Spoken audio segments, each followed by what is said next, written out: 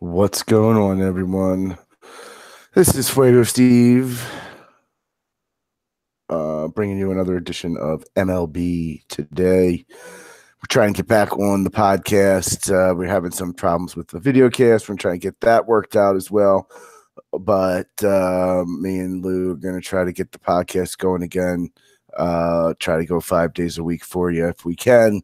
At least every other day. We'll try to do that. We'll try to get them going for the bigger slates for sure. Get a little more info than just the write-ups on the larger slates, and delve into the smaller slates a little more.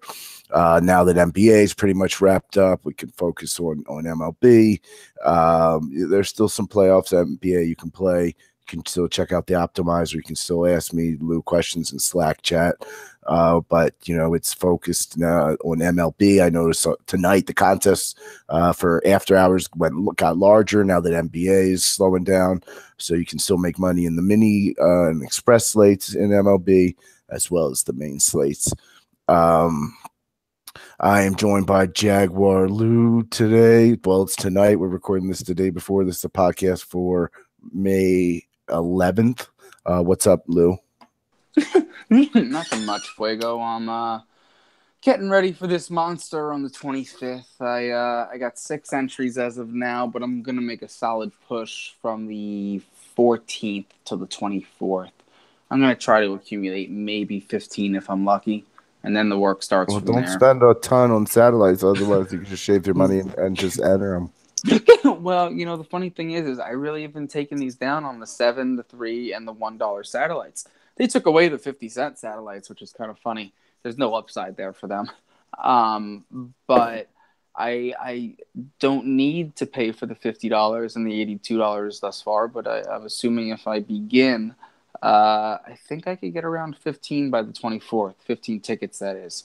And that would be nice because I could invest 5 in my core, 5 in a hedge, and 5 miscellaneous. You go for it, brother. You go for it. We're going to try to get the rest of you, not big spenders like Lou, some information to knock this big slate out of the park, as they say, for Friday, May 11th. We'll go game by game, but we're going to go quick because there's so many games. What we're going to do if there's games that we really don't like, we're pretty much just going to tell you that and move on. If it's a game that really interests us, maybe we'll spend a little more time on it. Let us know if you like the game-by-game format, if you prefer the other format where we talk about pitchers, we talk about stacks, and then we talk about position plays. Started off with we could go Oakland at the Yankees. Andrew Triggs versus Sonny Gray. No Vegas total yet.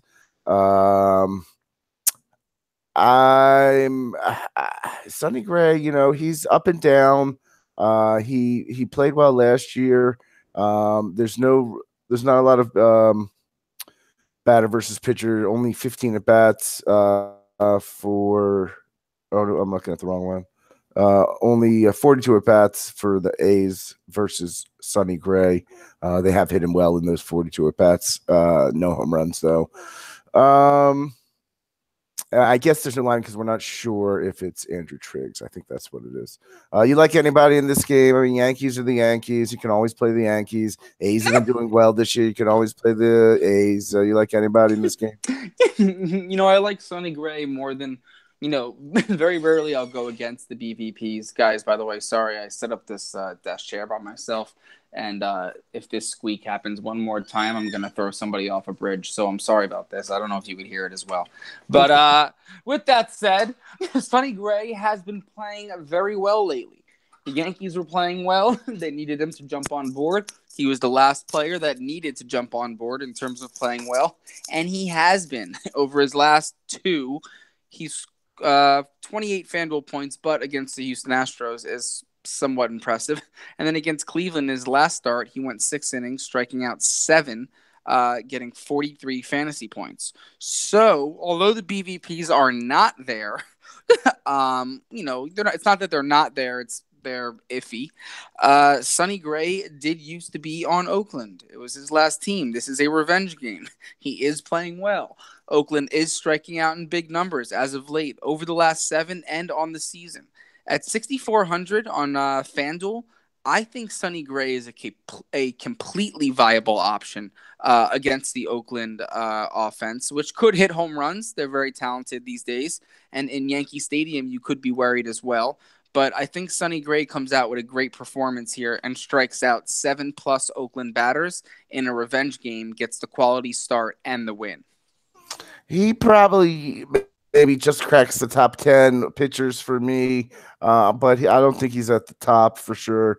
But if you want to roll him out there, I'm fine with it. I don't really like any pitchers versus the Yankees unless it's one of these studs. So I'm going to stay away there. And, like I said, you can always play Yankee bats. Tampa Bay Rays at Baltimore Orioles, Jacob Faria versus Kevin Gossman, who had a good game last time out, I believe. Though, 49 FanDuel points, 32, 43 his last 3. He's pitching all right. I mean, he's pitching better than he has last year, that's for sure. He's probably at that bottom 10 in that Sonny Gray range for me. And on the other side, Faria, I do not like against the Orioles offense that did well tonight. Though they do strike out. I don't know. What do you think of this matchup? Fuego, you broke out for me for a sec. What matchup were you referring to? The Rays and Orioles. All right, the Rays and the Orioles. Let me check this out really quick. All right, so you got Kevin Gascan going up against the Rays, and the Orioles are hitting well, especially tonight. I definitely think he would stack both of these games. Cisco is a nice one-off. He hit well tonight. I think he'll be in the lineup tomorrow. He's 2 for 4 against Faria with 2 home runs. I believe he hit a home run tonight. If not, I believe he had a good game, though. Jace Peterson and I can never say this guy's name right. Santander. Those are their 7, 8, 9 batters. It shows all of them hitting over 500, as well as exhibiting the long ball. So pairing those BVPs with Adam Jones batting .417, 5 for 12, with a home run and 2 doubles, as well as Trey Mancini, who has a home run despite having a 200 batting average. Trey Mancini and Adam Jones could have hit for the cycle today. They both had a single, a double, and a home run. I think you can stack this Baltimore game, especially that it's in Baltimore. And if the weather is in our favor, I think it could be one of my favorite stacks of the day, actually. When you see batters that are hitting well, especially in the 7, 8, 9 slot, I love grabbing a 7, 8, 9, 1, 2, or 3 stack because it's something unique that people tend not to do, but it's something that I think would be great in this game. Jacob Faria could definitely have a problem with the 7, 8, 9 lefties, I like to call them, that Baltimore has now. Santander is a switch hitter, but Jason. Well, what about on the other side of the ball, though? They hit Gossman well. Yeah, they do. Look, if you're handicapping, take 68 at bats, but almost a 300 average. Fuego, what's the mortgage on your house? Take this. I don't own it anymore. My wife bought me out. Well, listen, tell her to take the mortgage on this because you got to hit the over on this, all right? the kids, the house, sell it all. And just put them up for collateral and then grab it later. Because the thing is, certainly would have fit tonight in Baltimore. Well, listen, they're going to continue because both of these teams have great numbers.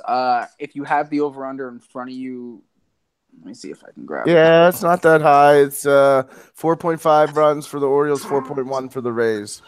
I could see this game being a. So that for you would be an 8.6. But I think you have to have the balls to actually stack the 7, 8, 9 batters of Baltimore. That's the problem. And nobody wants to stack those batters. But the fact is that's where this Baltimore stack becomes plausible. If you want to go 7, 8, 9, 1, 2, depending on where Jones is, I believe Mancini will be first. But at the very least, Santander, Peterson, Cisco, and Mancini should be your Baltimore stack. I think that's a great stack, actually. All right. Next game up is the for the record, I think you can play Orioles. You could play Rays, and if you want to take a chance with Gossman, maybe hedge it with some Rays on the other side. But Gossman would be plausible. Maybe it's a DK too. San Francisco versus Pittsburgh. Andrew Suarez versus Jameson Talion. Let's see. I don't. You go into could you go Italian? You go into the Italian side. Let me do a little research while you speak on. Yeah, I don't know. Suarez maybe you could character. Hold on one second. Maybe you could, but he hasn't done it so far this year. His FanDuel 15-28, -128. So he hasn't even put up 30 yet. So that worries me. There's an abundance of GPP pitcher plays. So if you're even questioning your pitcher play tomorrow, don't play that person. I'm going to give you guys I'm going to give you 2 to 3 higher price guys and 2 to 3 lower price guys, and I think they're all in great spots. And I have a GPP pitcher of the day as well. So on the other side of the ball, Andrew Suarez pitched all right his last only 2 games, but nothing special, 34-40, but it's all right. Going up against San Francisco has been they were hot, now they're a little cold. So San Francisco is very cold. They were hot. I started writing about them right as they went cold. They do have the capabilities of doing well. It's just they do have an older veteran lineup, and they're going to go through these stretches of not hitting too well. So I'm reading a little article on the. It's not my favorite on either side. I don't. It's one of those games where I don't really love the pitchers. I don't really love the hitters.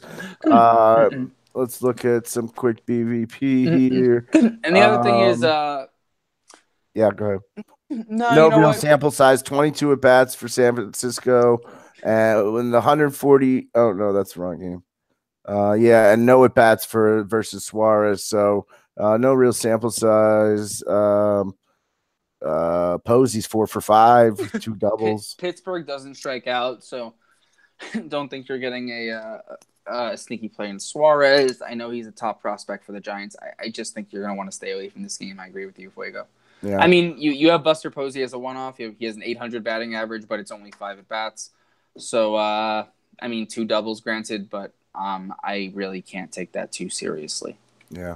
Next game is similar to me. So you got we got Steven Matz versus Jake Arrieta. I'm never rolling out Arrieta ever again, so I can tell you that right now.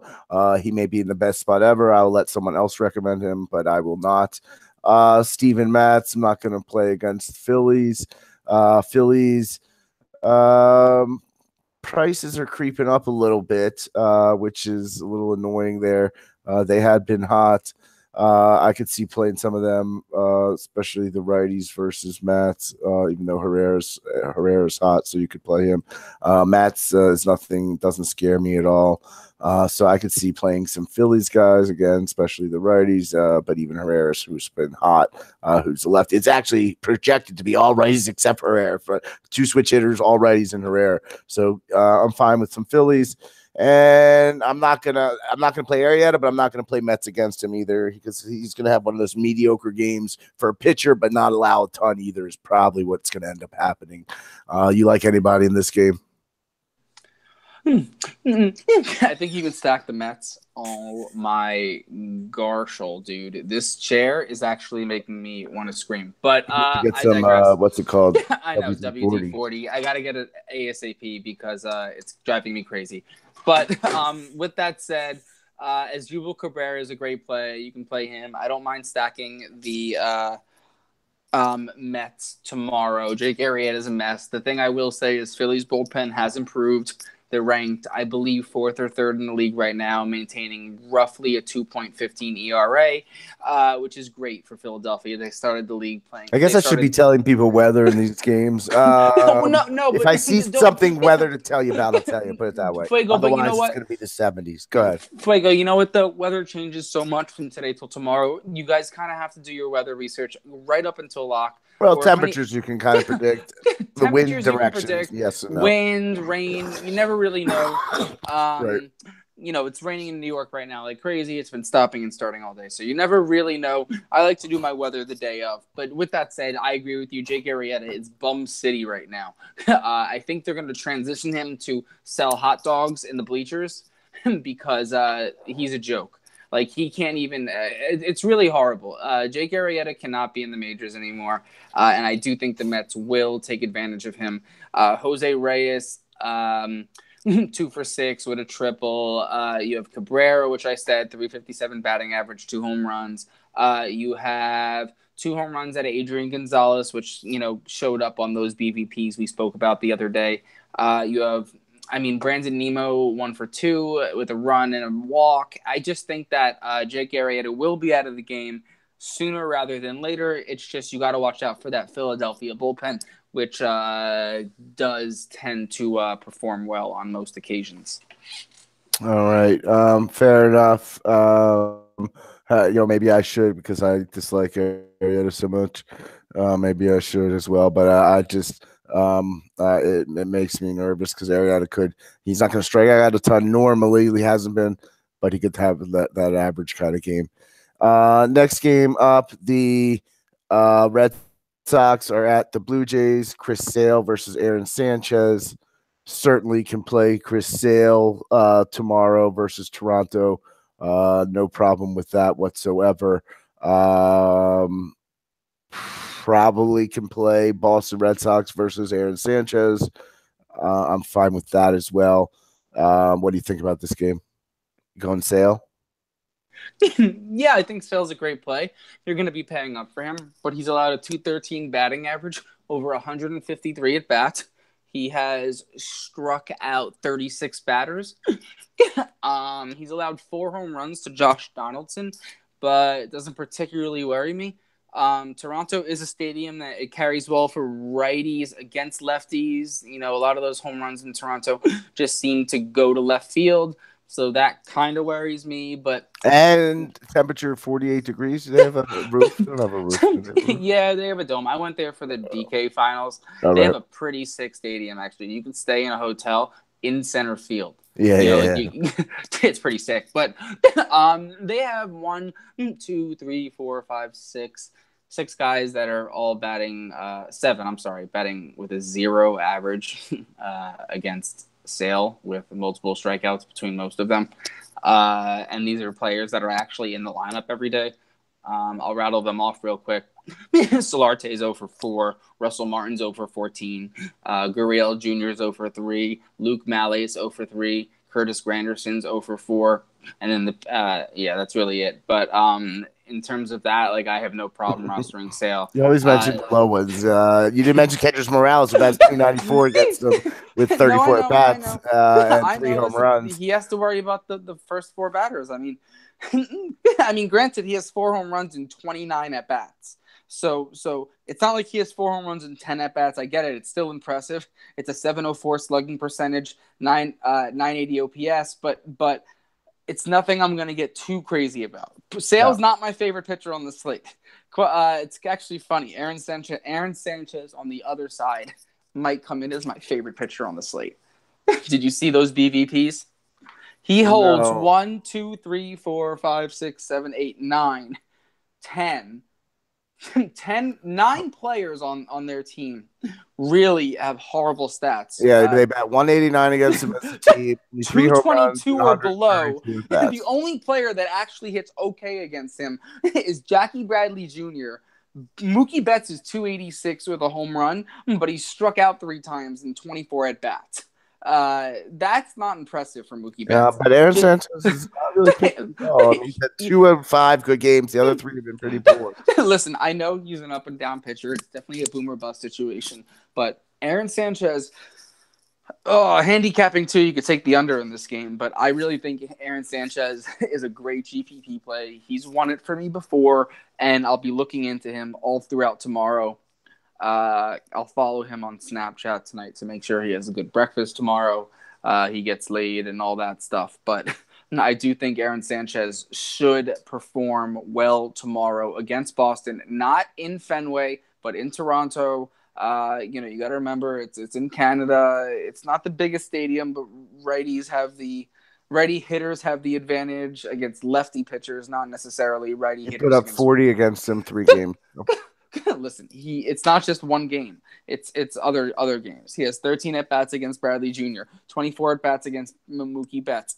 He's seen J.D. Martinez 11 times, Brock Holt 12 times, Hanley Ramirez 17 times, Bogarts he's held to a 182 average over 22 at bats. That's crazy. Something about Aaron Sanchez's way of pitching, the Red Sox just can't hit it. Benintendi has a 0 average in 8 at bats against Sanchez. So I will be playing Sanchez tomorrow, barring anything I see that's crazy that gets me off of him. Okay, fair enough. I do not think I will be, but I certainly could play. If Willie was here, he'd say, "Louis, listen, I love you, man, but that pick is due." We'll see. Next game up, Braves at Marlins. 4.5 runs for Atlanta, 4.1 for Marlins. Implied total, Brandon McCarthy versus Dan Straley. I picked, the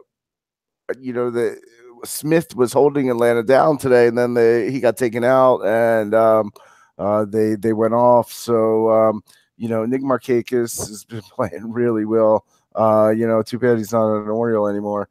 But I think you could definitely play lefties versus Straley, and I don't know. Brandon McCarthy doesn't scare me per se, but Miami lineup is the problem. That's the problem. But McCarthy's not pitched well this season, so I mean, I think you could get some offense out of both these sides tomorrow. What do you think? I'm staying away from this. I think. Oh, the wind's blowing in though. The wind for now in Miami. Yeah, isn't it a dome?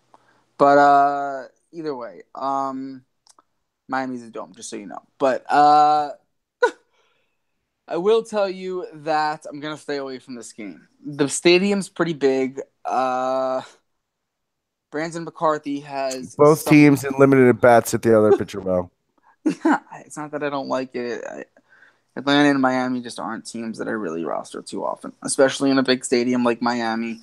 Dan Straley obviously isn't the most reliable pitcher. He went 4 innings, allowed 3 hits, 4 walks, 2 strikeouts, 2 earned runs in his last start against Cincinnati, which was 4 days ago. It's not that I don't love these plays, these pitchers. It's too ambiguous for me to really get into this. I mean, Brandon McCarthy went 3.1 innings against San Francisco, allowing -8 points. And then the week before, he went 5.1 innings, scoring 37 points, striking out 6 Phillies. I need some sort of pattern to be a little more confident about all this. And I'm just not confident. Not to say that I don't think people will score. I think you can bet the over here. I think you'll see a lot of runs. I just can't guarantee they're going to be home runs, and I can't predict who's going to hit these home runs or get these points. Right. I definitely. I don't know. I think you either side, Atlanta, I probably like better than Miami, just because they're a better lineup for sure, no doubt. Jason Hamill versus Trevor Bauer, Kansas City Royals at Cleveland Indians. Trevor Bauer. Fuego, you mind if I take this one to start? Oh, sure. Go for it. Could you give me that radio music, like call of the day? Do you have that? No? Let's see if I got anything over here. All right. Are your kids there? Just have your kids sing or something. No. Right, go ahead. Take it away. Everyone's on the Kansas City train. I get it. Jump off that train tomorrow. Trevor Bauer is going to shut them down. Trevor Bauer holds Kansas City to a .212 batting average, 147 at bats. He struck them out 32 times. Trevor Bauer is a nice GPP pitcher, and Kansas City is not going to stay hot for long. They've been hitting the home runs. I understand. Cleveland's slightly playing Baltimore. Yeah, but Cleveland's a slightly bigger stadium now, with I think a little bit of a different weather situation, and you have somewhat of a strikeout pitcher in Trevor Bauer. The guys that own the best BVPs are their worst players: Drew Butera, Ryan Goins, and Alcides Escobar. I'm not saying Alcides Escobar is a bad player. I'm just saying he's their batting 7th shortstop. Now, I do like Trevor Bauer a lot. I'm going to be rostering him. I think that with the recent successes of Kansas City, people are going to jump all over that again. But I don't think that they're worth the play tomorrow. They're going to be priced up because all of their successes. They even today I think I disagree. I don't think people are going to be all over him going against well, Bauer. Bauer's been had a great year so far.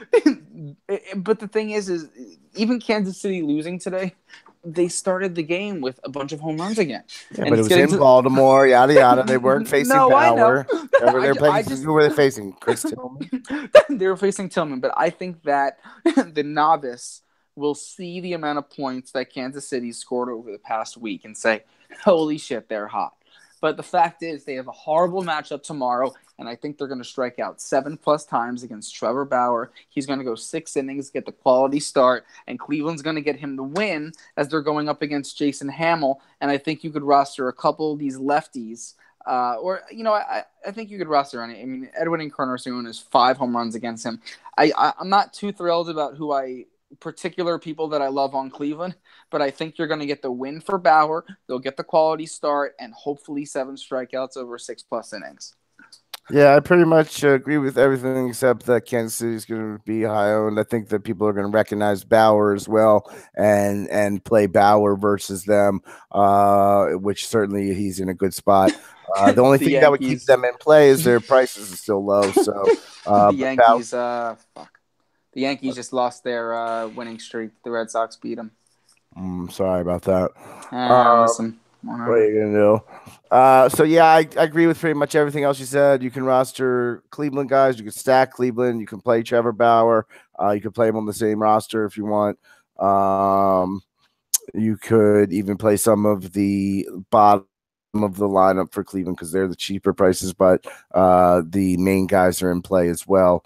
So this is the team I like. I like Cleveland, and I like Trevor Bauer for sure, and staying away from the other side, Jason Hamill. Next game, Seattle Mariners and Marco Gonzalez versus Matt Boyd, Detroit Tigers. This game maybe can have some offense, I think.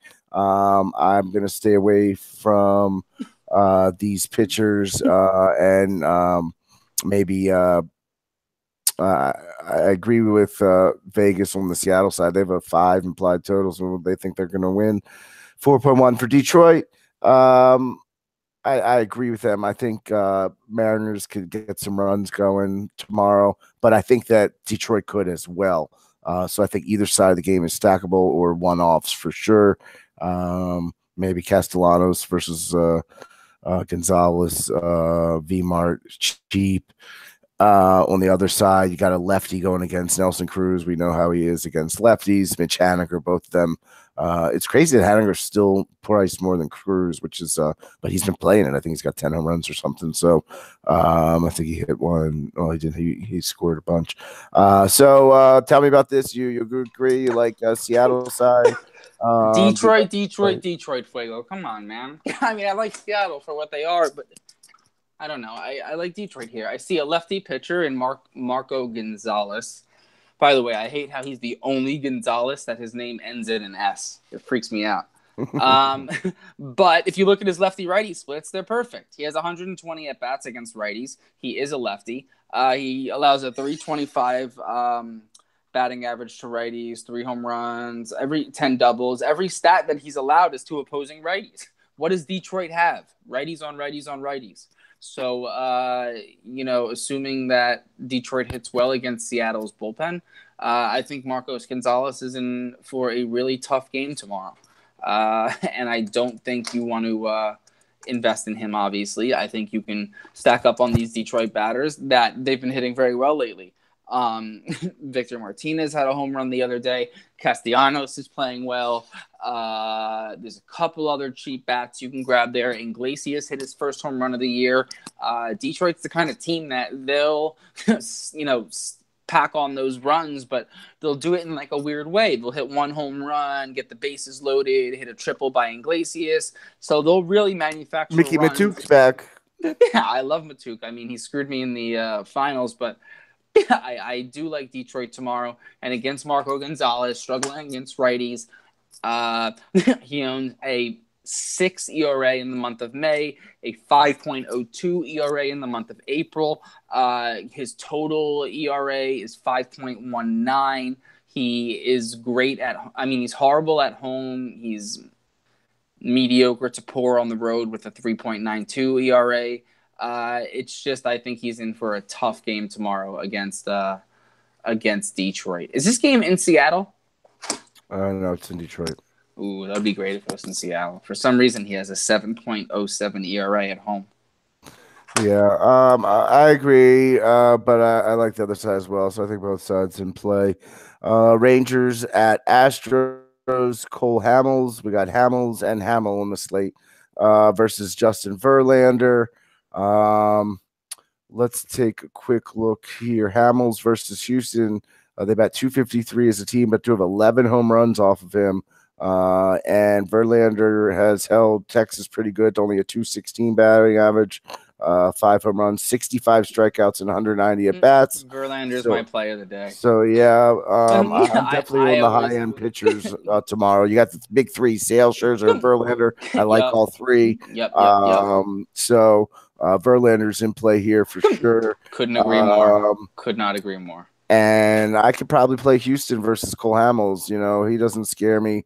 They got a lot of righty bats. I think maybe more one-off for me than stacking because I like some other stacks better. But I think you can if you want.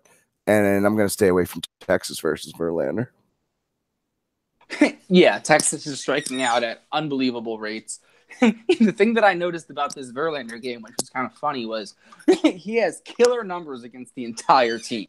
The only players. What did I see here? I'm sorry. He kills the whole team, but the lefties, he actually hurts more. Like he's supposed to. It's really weird. He's supposed to have a worse matchup against opposing lefties because he's a righty, but he dominates the only lefties they have. I mean, right? Am I wrong there? Mazar is 2 for 18 with eight strikeouts, batting 118. If your lefties aren't going to hit against a right-handed Verlander, how are your righties going to do it? I mean, Beltre's batting 293 with a home run and 58 at bats with 2 doubles. If anything, Beltre's barely stringing together singles against him over his whole career. The rest of the team has nothing. I mean, Profar is the only other lefty they have that would start in the top 4, I guess. He's been number 3 recently. He's 0 for 5 with a strikeout. You have Chin-Soo Choo, which is batting 183. So basically, all of their lefties combined are batting. So Chin-Soo Choo is 13 for 80, batting 183. Mazar is 2 for 18. Like you know what I mean? Like and Profar is 0 for 5. So if you're gonna say that the lefties have the worst matchup against one of the best right-handed pitchers in the league, and you're gonna have to rely on the righties with the best stats going to Robinson Chirinos, 10 at bats or 9 at bats with 4 hits, a double and 2 home runs. I mean, at the very best, Robinson Chirinos is a one-off, but I think Justin Verlander is your safest bet of the day. Yeah, he's in a great spot, and I agree, great BVP for sure. Milwaukee Brewers at Rockies, no line yet, but it's Brandon Woodruff versus Chad Bettis. It's in Colorado. I don't think we need to spend much time. I think you could stack either side versus these guys. I like Milwaukee stack better, though. Yeah, they scored 5 for me tonight. Not quite enough, but I think you could go either. Well, just the lefties. I mean, Yelich, Travis Shaw. Yelich's 3 for 4 with a double. Travis Shaw's 3 for 6 with a home run and double. And then you have Hernan Perez, which is batting 556 and 9 at bats, 2 doubles. So I think you could start there with the Milwaukee stack. Right. The BV. I see Chase Anderson. No, is it Brandon Woodruff or Chase Anderson? I'm looking at Chase Anderson. Well, that would be interesting. He does have good BVP against them. If it is Chase Anderson, he'll holds them to a 216 average over 125 at bats. I was looking at Brandon Woodruff, so you can't take a chance there, though, Fuego. I don't think Colorado strikes out that much, and you're in No, for I'd still play Colorado bats every time. yeah, I know. I mean, I guess it's worth it in a GPP format, but even with the bad batting averages, you still have Arenado that has 4 home runs, Charlie Blackmon that has 2. Yeah, and then you have Ian Desmond hitting 600 at the top of the order, so it's like right. To the late night games, the Washington Nationals at Diamondbacks, Max Scherzer versus Matt Cock. Scherzer, Cock. we saw he was the quickest pitcher to 15 Ks ever the other night, over 6 2/3 innings or whatever it was. Wait, Scherzer? Yeah, yep. I saw the stat. He was the quickest to the 15 Ks in the least amount of innings or something. He had it through 6 2/3 or something. So wait, Scherzer you're talking about? Yes, Matt. Yeah, Scherzer. But you know what he did that game? What's that? He could have kept going, but they brought him to a full count every single time. He could have had 25 Ks. But I'll take the 65 FanDuel points. Listen, believe me, I know, but I don't think he even got the win, did he? I'm not sure, but I didn't. I remember that game. No, he didn't. I was like, "Yo, Scherzer, come on, man." Yeah, he kept striking them out. He allowed 5 hits and 2 walks. So no, I know it's up there to 112, and that's why he was out. It was 6. Well, you know what? In my article today, I called Tanner Roark, and he's currently pitching great. I guess I should check before I say that, but I think Max Scherzer continues that tomorrow. I think you can count on him for a bunch of strikeouts. It's just a matter of being able to afford him. And on a big slate, you should be able to afford him. Yeah. Like I said before, all 3 of the high-priced guys are in play for me. I'm not going to say don't play Sale, don't play Sugar, don't play Verlander. Neither of them have matchups. Arizona hasn't played well, but doesn't bother me at all. He is a stud pitcher, and the game, he has only gone 6 innings because his pitch count's been getting up there early, so he needs to cut down, like you said, on those full counts. But he did go 9 the first game of the season, 7 the second. So if he can cut down on those full counts a little. Look, the truth is he has the upside, but I'm going to pay down for Verlander. It's a much safer play. And if you're going to tell me that I can definitely get 10 strikeouts. A few hundred less, but I mean, the upside's not there. No, the upside's not there, but I think maybe it is. I think Scherzer has the upside, honestly. But I think the difference we're talking about is between 60 and 70 points. I love Verlander tomorrow.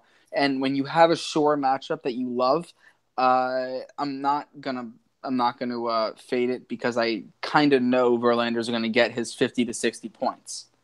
Can you play any of the Washington bats? You're too expensive. Even if you wanted to get them against the bad pitcher, you're never getting a discounted price. Yeah, he's pitched okay. So that's the other thing. 6 hits, 4 hits, 6 hits, 2 hits. 1, 3, 2, 1. So he hasn't been rocked or anything. So yeah, they're not my favorite bats on the slate. No way.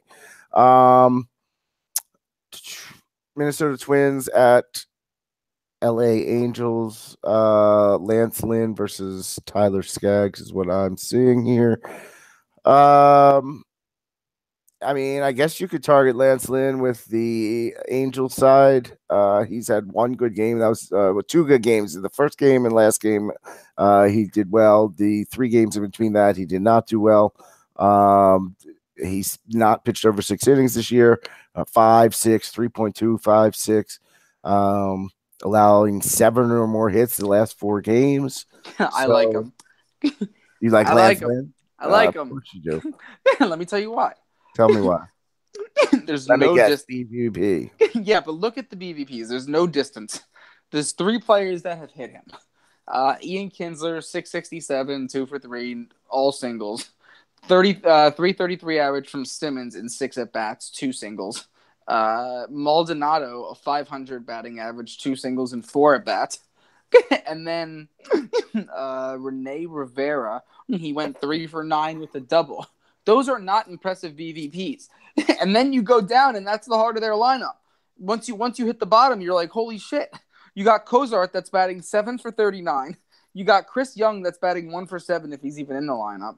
You got Luis Valbuena batting 1 for 16, a .091 batting Yeah, but average. you're naming some guys that aren't even going to be in the lineup. Okay, let me finish. The last three. Albert Pujols, where is this? 1 for 11. No, No, Albert Pujols, it has 0 for 3. 0 for 2. Yeah. Well, just so you know, the PA is the at-bat, but he got the walk. But and then Justin Upton. It's not a bad if he gets a walk. Whatever. But, because I always hate that because it's still an at-bat. But Justin Upton, 0 for 9. Mike Trout, 0 for 3. Upton struck out 4 times against him in 9 at-bats. I'm not saying that I'm going to play him. I'm just saying don't be surprised that he's the GPP pitcher that comes out of nowhere, and that's reason enough for me to not even think about rostering the Angels. All right. We're going to be on different sides of the fence on that one for sure. Next game. You're going to stack the Angels. I think you can play the Angels against Lance Lynn. Sure.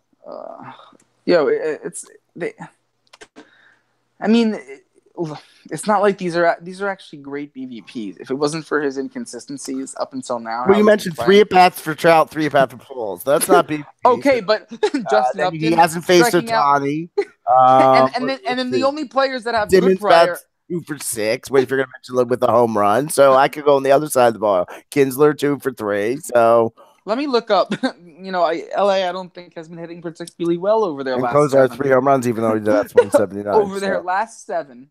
The LA Angels are I have it right here. They're actually at the top of the league. They're hitting 43 runs.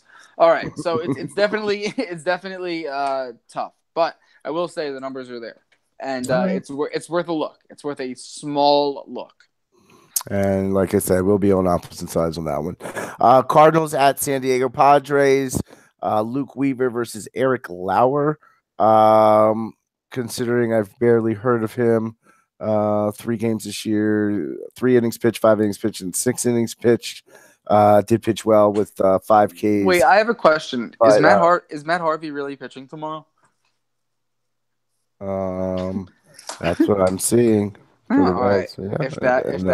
If that's true, like, are we all just not stacking Harvey? I mean, stacking the Dodgers. You could. For sure. Let's get to that game in 1 second. We'll get to that game. Do you like Cardinal side, San Diego side? I'm not really high on San Diego side. Cardinals, this is one of those end games to me, though. I'd prefer Cardinals over Padres for sure. I like Luke Weaver. Okay. No, I mean, just like a shot in the dark. Not really a shot in the dark, but he has great strikeout pitches when he can and when he's on point. He hasn't pitched great this year. He has not pitched great this year, but he's facing a San Diego Padres team that strikes out a ton. The BVPs don't suggest much, but I do know that San Diego has struck out in streaks, and they can, in certain games get shut out and struck out 10 plus times against the starters. So Luke Weaver could be a nice play, and he is going to be mentioned in my article tomorrow because he does have great strikeout pitches. I don't really know what's going on with him this year, so I guess it's a good game to hedge, although St. Louis does have a great bullpen. But I think Luke Weaver might be able to hold his own at a reasonable price on FanDuel and DraftKings, and hopefully he can stack up those strikeouts. Yeah, I could see it more on DK because I'm definitely makes him nervous when he's pitched this year. In the past, maybe a little bit better than so far this season. He's had like 1 good game. So let me take a look at one thing before make sure. Yeah. I don't know. Yeah, I don't think maybe you're right. Maybe he could at 5,900 on FanDuel and at what's this? He's price? So reasonably priced. I mean, last year he would have been 9,800, 7,900 on DK. Okay, you could convince me. In the Luke Weaver play.